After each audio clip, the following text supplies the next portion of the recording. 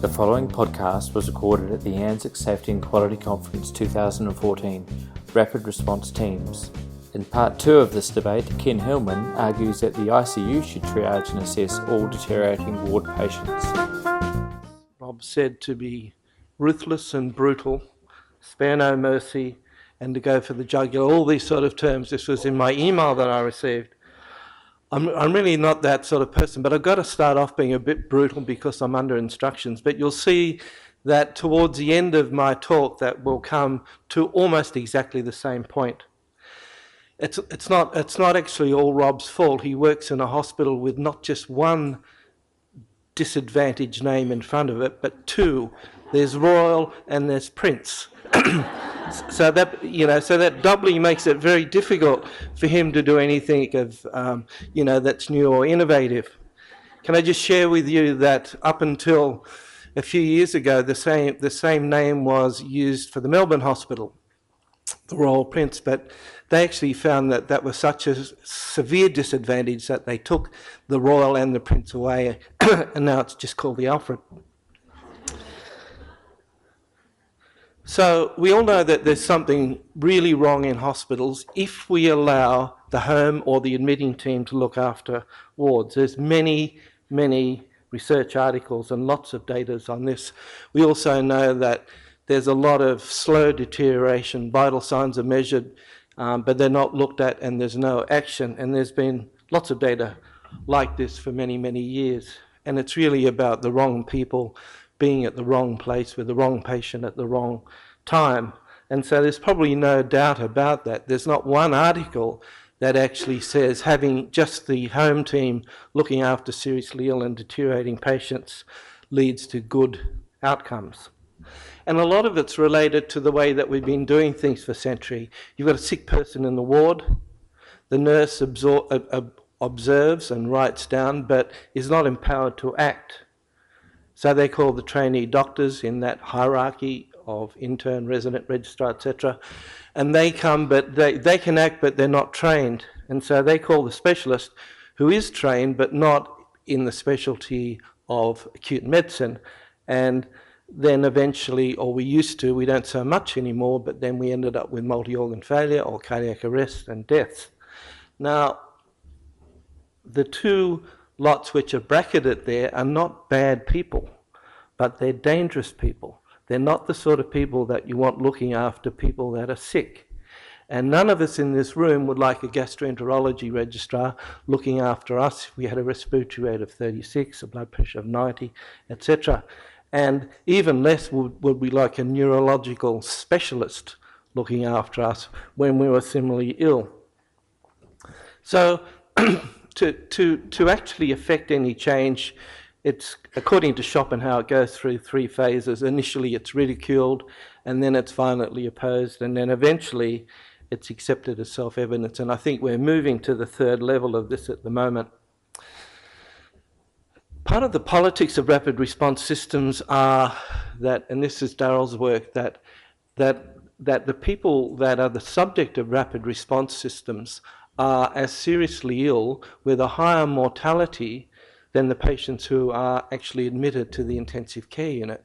So it's not that they're not sick, and it's not that they don't need special care. And while we have intensive care specialists looking after that patient that comes, for example, from the emergency department to the ICU, there's not the same similar level of skills and experience available to the seriously ill person on the general wards. Like several other people in the room, I was around when we first set up intensive care units, and exactly the same thing happened.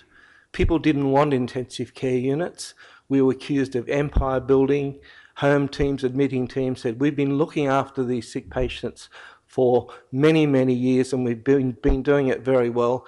What are you doing here? We don't need intensive care units. So there was this huge battle. I know it's hard for people to understand that now, but it took a long while for the special to be accepted. And I think that rapid response systems are simply another way of looking after seriously ill people.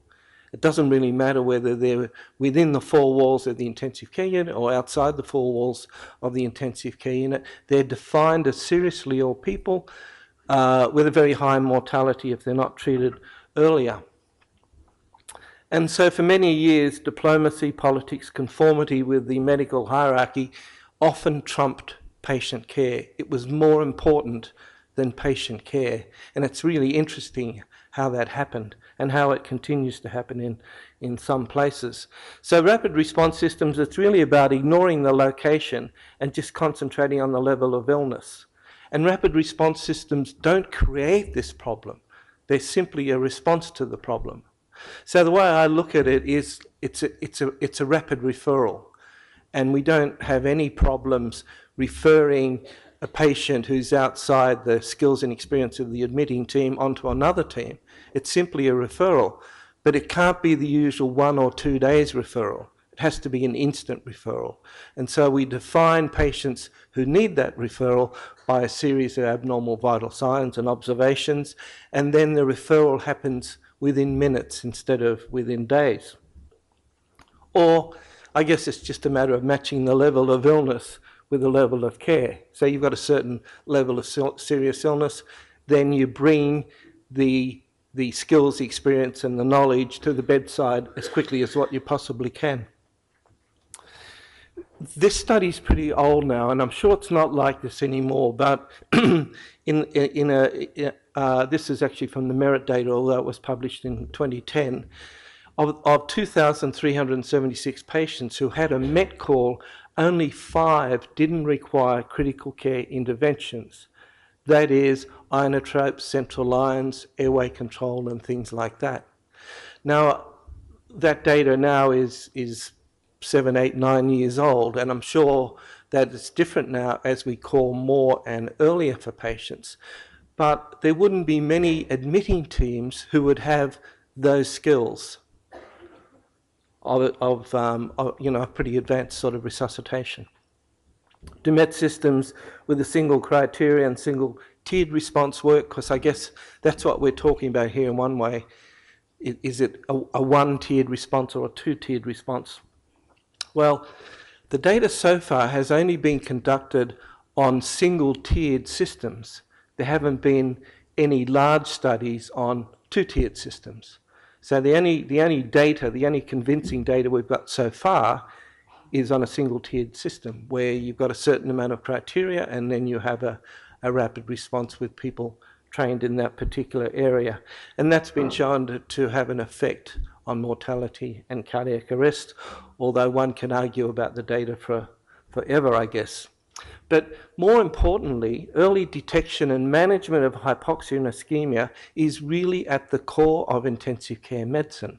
There wouldn't be anyone in this room who wouldn't say, if you've got a patient, even with early ischemia and hypoxia, the earlier and the more rapid you sort of treat that, then the better the outcome of the patient.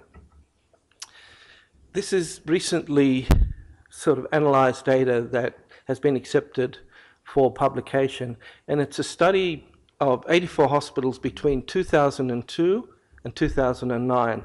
So this is before the two-tiered between the flag system. This is the one-tiered system, and it's looking at the gradual uptake of rapid response systems of hospitals across New South Wales, and the reduction in the cardiac arrest rate, the cardiac arrest mortality associated rate, and hospital mortality rate. And you can see that there's a very significant correlation there.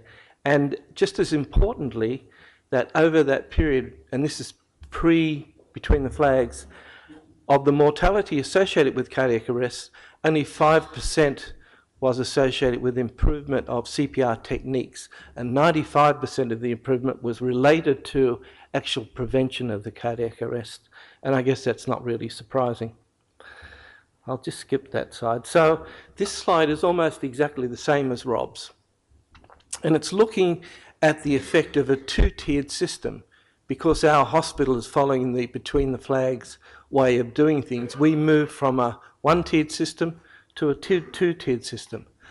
And down the bottom you'll find the number of medical emergency or red zone calls. It hasn't changed. And this is exactly the same as Rob's data, I think, or almost the same. That there's been a tremendous increase in workload in the general wards with a two-tiered response, with the home team looking at them first, but it's made no impact at all on the rapid response rates, nor on mortality, nor on cardiac arrest rates.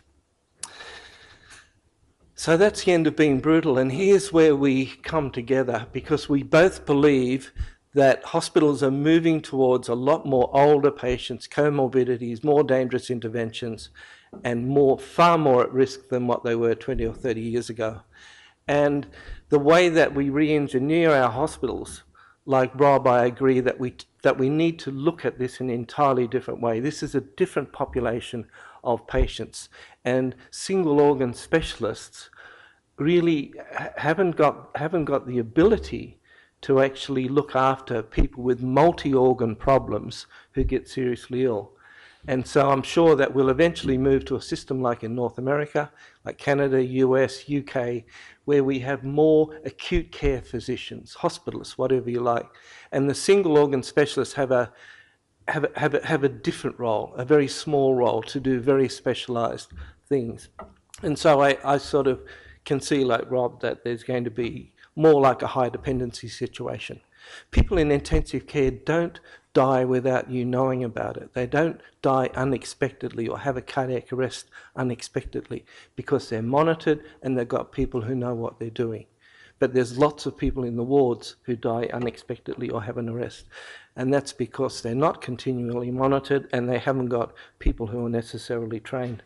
So I'll finish up with this. This is actually from Ronaldo Bellomo, and we can't have a conference like this without seeing his name there. But in the foreword to the textbook he's written, it's dedicated to the many patients who've suffered and suffer because of an outdated approach to acute hospital care. Thank you.